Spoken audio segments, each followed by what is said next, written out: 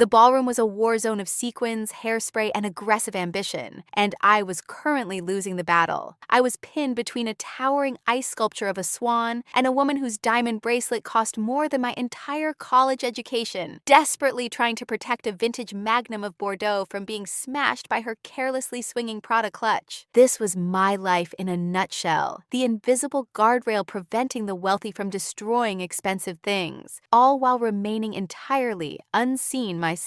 If life were a movie, I wouldn't even make the credits. My name is Clara. I'm 32, with dark brown hair that refuses to hold a curl and hazel eyes usually hidden behind sensible reading glasses. I'm the gentle, low humming in a coffee shop that makes you feel comfortable. I'm not ugly. I know I have decent skin and a nice smile, but in a room like this, I am violently average, a piece of beige furniture in a gallery full of neon signs. I made peace with this years ago. It's safer in the background. You don't get your heart broken when nobody realizes you have a heart to break. Tonight, I was working the Bennett Foundation Gala. As a grant writer, I usually live behind a laptop, but tonight I was manning the silent auction table. My job was simple: guard the pens and make sure no one spilled Chardonnay on the bid sheets. That was when I saw him, David Thorne. You couldn't live in Chicago and not know him. Real estate mogul, 35, and possessing the kind of jawline that could cut glass. He was wearing a tuxedo that fit with criminal perfection. He was the kind of handsome that made your stomach hurt just looking at him. I watched as a gaggle of women surrounded him. The high-gloss crowd, perfect blowouts, diamonds that blinded you, and dresses that defied physics. They laughed too loud and touched his arm too often. David smiled, but it looked painful. He looked like a man trapped in a shark tank, politely waiting to be eaten. I looked down at my clipboard, tucking a loose strand of brown hair behind my ear. "Stay in your lane, Clara," I told myself. "You're the staff. He's the star." "Is there any way to bid on an escape route?" The voice was deep, rich, and right next to my ear. I jumped, nearly dropping my pen. I looked up to find David Thorne standing on the other side of the table. Up close, he was more handsome than ever. He smelled masculine and clean. "I beg your pardon?" I stammered. He leaned in, his voice lower. "The escape route. I'm willing to go as high as 5,000 if it gets me out of a conversation about an influencer's retreat in Tuscany." I blinked, and then, before my brain could filter it, a laugh bubbled up. It wasn't a polite titter. It was my real laugh, a little unpolished snort included. I clamped a hand over my mouth, horrified. "I'm so sorry," I said, my face burning. That was unprofessional. David didn't look horrified. He looked relieved. "That was the first real sound I've heard in 3 hours. Don't apologize." "The service exit is through the kitchen?" I whispered back, playing along because I assumed he'd be gone in 10 seconds. "But you have to dodge the catering staff. They're aggressive with the mini quiches." "Mini quiches are a hazard I'm willing to risk." He looked at me then, not past me,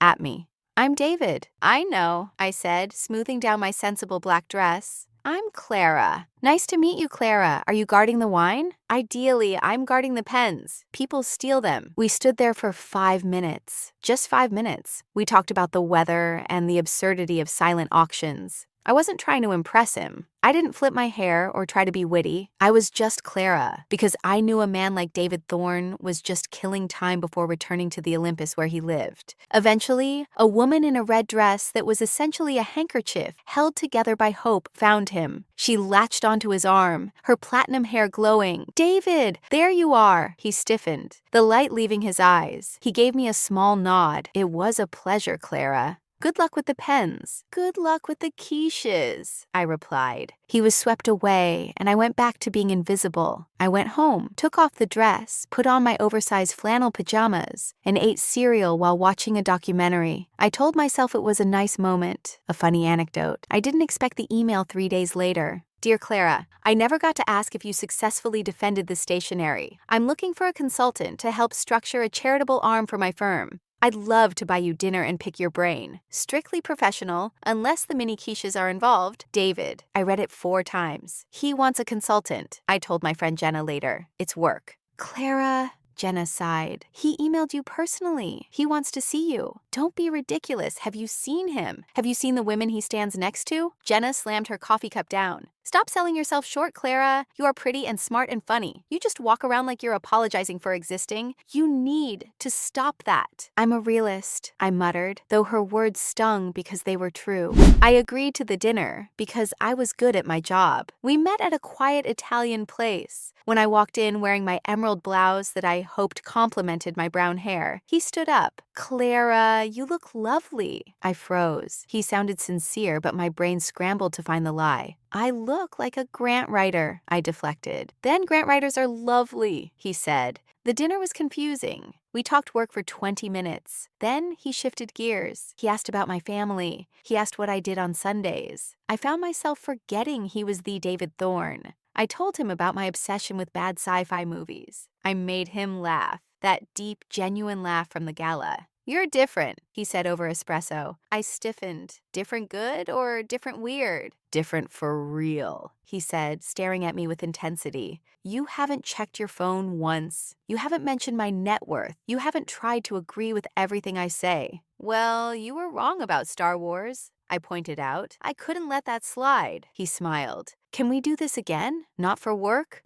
My walls slammed down. David, why? I'm average. You could date supermodels. You probably do date supermodels. I'm just me. His expression turned serious. My last 3 dates were exhausted performances, Clara. One spent the dinner checking her makeup in a spoon reflection. Another tried to get a loan for her brother.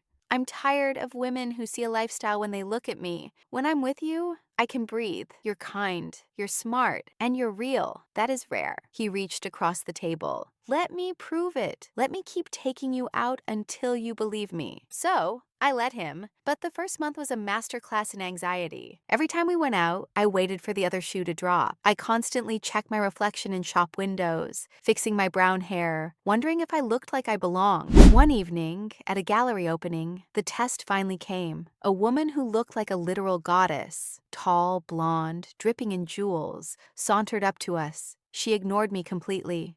David, she purred, hand on his chest. I haven't seen you in ages. I instinctively took a step back. This was the natural order. The plain brunette fades. The golden girl takes center stage. But David didn't let me. He grabbed my hand and pulled me back to his side. Hello, Jessica. Have you met my girlfriend, Clara? The word hung in the air. Girlfriend. Jessica looked at me, scanning me up and down with dismissive amusement. Oh, no. Nice to meet you. Clara? She said my name like it was a brand of budget detergent. Clara was just explaining the art to me, David said, his voice sharp and protective. She's brilliant. Jessica's smile faltered. She drifted away quickly. David squeezed my hand. You okay? She was beautiful, I whispered, the insecurity gnawing at my gut. She was a mannequin, he muttered. Let's go. I want burgers. That was the night I started to believe him.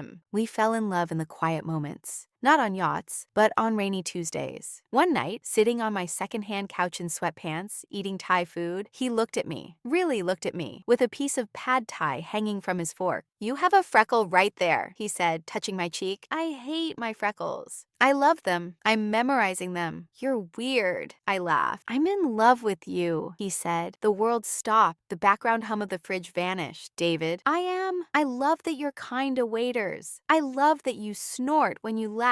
I love that when I had the flu, you didn't care how I looked. You just brought me soup and read to me. I'm not the kind of woman that a man like you ends up with, I whispered, my voice shaking. I'm not a supermodel, David. He took my face in his hands. A man like me? You mean a man with money? Clara, money buys things. It doesn't buy peace. It doesn't buy someone asking, how was your day? And actually meaning it. You are the only thing in my life that is real. You are the most beautiful woman I've ever known because you don't try to be anyone else. He kissed me then. It wasn't a movie kiss. It was better. It tasted like pad Thai and felt like coming home. 6 months later, we were back at the Bennett Gala, the same room where we'd met. I was wearing a deep navy dress David bought me. It made my skin look creamy and brought out the richness of my dark hair. I looked in the mirror, and for the first time, I didn't see average. I saw a woman who was loved. Bored yet? He whispered. A little, I admitted. Miss the mini quiches? I miss my couch and you in sweatpants. I smiled, a full, genuine smile. 1 more hour. Okay, 1 more hour, then I'm kidnapping you. He kissed my temple in front of everyone. The senator, the models, the critics. He didn't care who saw. He didn't care that I wasn't a trophy to be displayed. He looked at me like I was the prize. And for the first time in my life, I realized he was right. I wasn't background music. I wasn't just nice or friendly. I was the calm in his storm. I was the reality in his world of illusion. I squeezed his hand. "I love you, David." He beamed,